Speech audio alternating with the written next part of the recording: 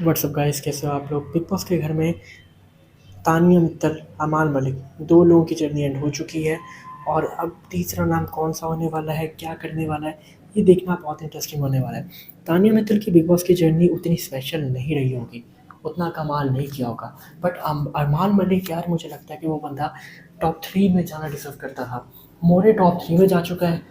पता नहीं क्या सपोर्ट है, क्या चल रहा है, मुझे आइडिया नहीं है। बट मोरे के गेम के पॉइंट ऑफ व्यू से अगर देखा जाए तो मोरे ने कुछ कमाल नहीं किया इस पूरे सीज़न में। लिटरली जिसकी गेम उतनी स्ट्रॉन्ग ना हो, जिसका कुछ ऐसा कमाल ना हो, उसको आगे ले आना और लिटरली टॉप 3 में ले आना, ये कहीं न कहीं अनफेयर लगता है। बट डिपेंड मेकर्स पे करता है। जो उन्होंने डिसाइड किया, जो हुआ है वो तो हो चुका है। हम तो अपना ओपिनियन दे सकते हैं और मेरा ओपिनियन यही है कि आई थिंक अमाल मलिक को आगे आना चाहिए था। बट जो हुआ है, जो जैसे हुआ है वो तो हो चुका है। अब आपको क्या लगता है, जो हुआ है वो ठीक हुआ है? इस बारे में आपका क्या ओपिनियन है? कमेंट में ज़रूर बताना। Thank you very much.